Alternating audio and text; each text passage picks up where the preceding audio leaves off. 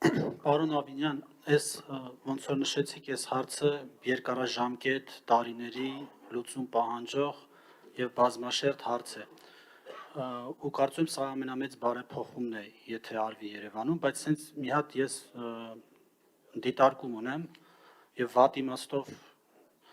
չեմ ուզում հնչի, բայց ցանկացած բարեփոխում, որ դուք արել եք վերջի 3 տարին,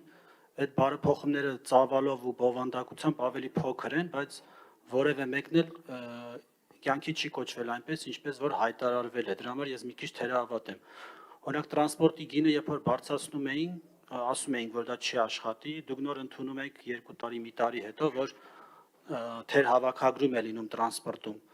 Հետո ասում էի կարմիր գիծը կբեռնաթափի, կարմիր գիծը որևէ բան չի բեռնաթափ։ Հետելսելին ասում էինք մի տվեք մենաշնոր, միջև հիմա վճարումների հետ խնդիր կա, թե մետրոյում, թե ավտոբուսներում։ Ասում ենք խցանումների խնդիրը կա,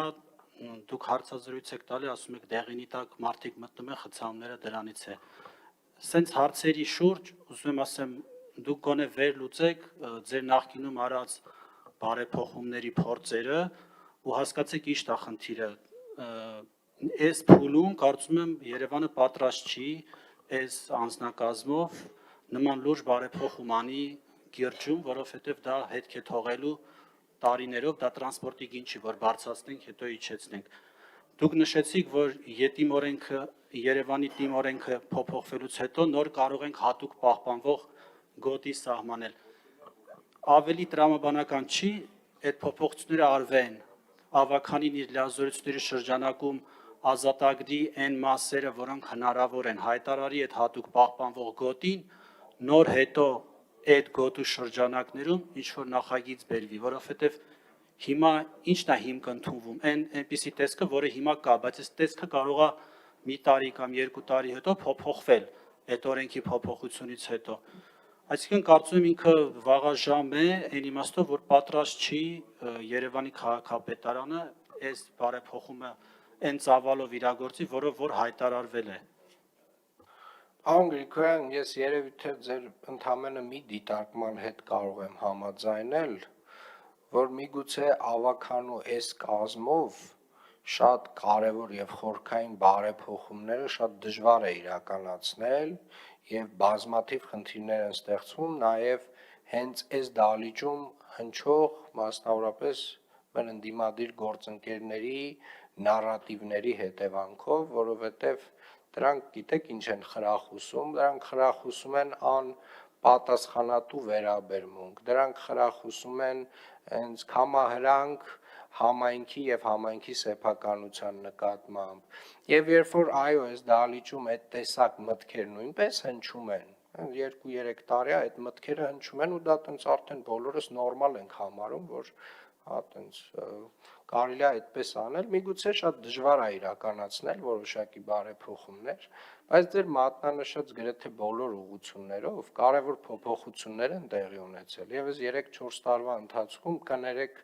բայց գազելներից մենք ձերբազատվել ենք եւ ամբողջապես նոր շարժակազմ ունենք, բոլոր ավտոբուսներում ունենք վալիդատորներ, գրեթե տեխնիկական խնդիրները հասցվել են տենց, չգիտեմ, 0.05%-ի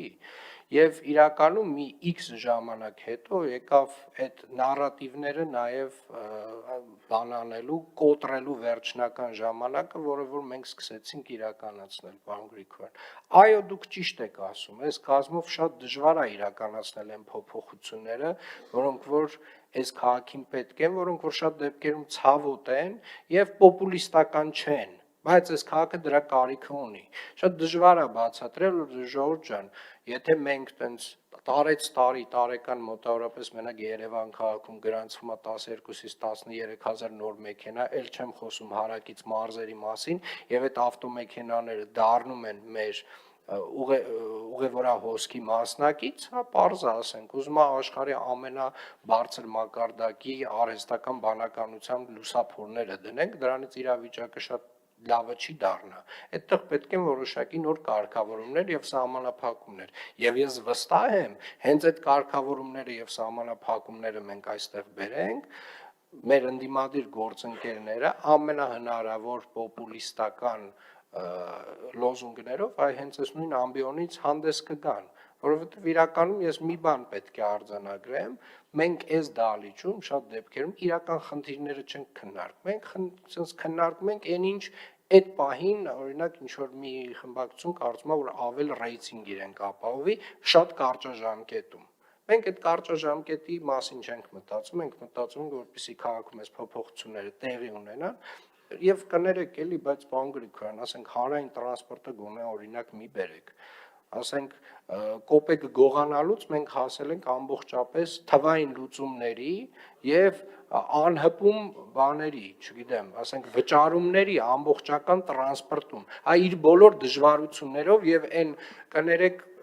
հիմար նարատիվներով, որ մենք տենց սնուցել ենք ժողովրդին, որ եկեք էս անենք, հիմա ամեն մի թափ-թփուկ կներեք արտահայտությանս համար խուլիգան,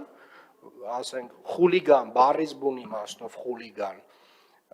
ասենք կարա բռնության ենթարկի վարորդին ու դե ասի ես բոյկոտ էի անում, այ քեզ բան, արձագանք։ Պարոն Ավինյան,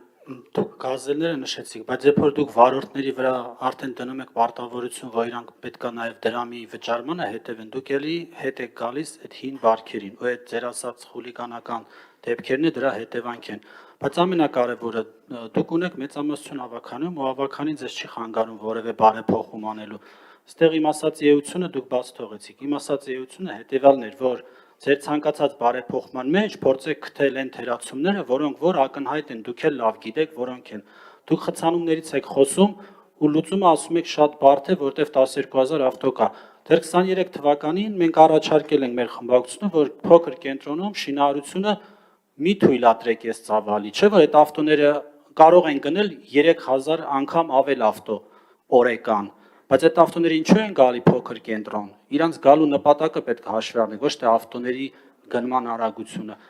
Ու դուք ասում եք հարցերից չեք ուզում խոսալ, բայց ես հիմա շատ դետալներով ձեզ ասում եմ խցանումները ինչ են առաջացել, դուք ասում եք ավտոմեքենաների քանակը ավելանում է, դրանից են առաջանում։ Այո, սա արեք սահմանափակումներ, բայց սահմանափակումներից առաջինը պետք է 23 թվականին անեիք, երբ որ սկսեիք դադարեցնել Երևանի փոքր կենտրոնում բազմահարկ շենքերի թույլտվությունների տրամադրումը։ Պարոն Գրիգորյան, մենք հիմա կարող ենք տենց տարատեսակ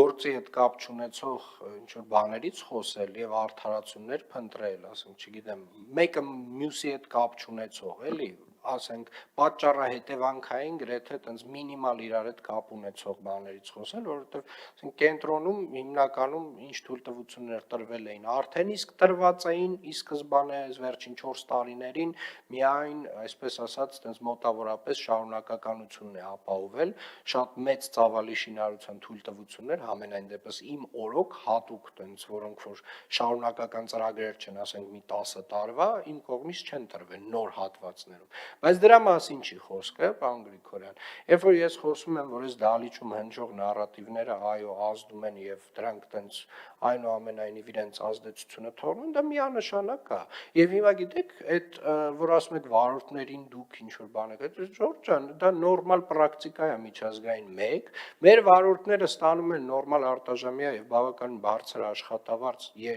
որովհետեւ մենք կարողանանք այդ աշխատավարձը պահել։ Մեր ավտոբուսները հիմնան վերանորոգել, վաղը մյուս օրը էլի նոր ավտոբուսներ գնել, 2031 թվականին նոր մեծ խմբականակ ունենք առնելու, նախորդը արդեն փոխարինելու համար։ Այս ամեն ինչը կազմակերպելու համար պետք է կարողանանք հավաքագրել։ Հա, հիմա տենց կարանք ասենք, վայ, ես ինչ եղավ։ Եղավ այն, որ Ժորժ ջան, այս ամբիոնից ասում եք, դե եկեք բոյկոտենք, հիմա ասում եմ հարբած մի հատ թափ-թփուկ, ասում է ես բոյկոտ եմ անում, հետո էլ հարձակվում է վարորդի վրա։ Ով է մեղավոր վարորդը, որ ասում է օրինական պահանջ է ներկայացնում, ասում է եղբայր վճարի։ Դա իր պայմանագրային պարտավորությունն է, նաև նրա համար, որ ինքը ստանա բարձր աշխատավարձ։ Եվ այո, աշխարհում բոլոր տեղերում սա արվում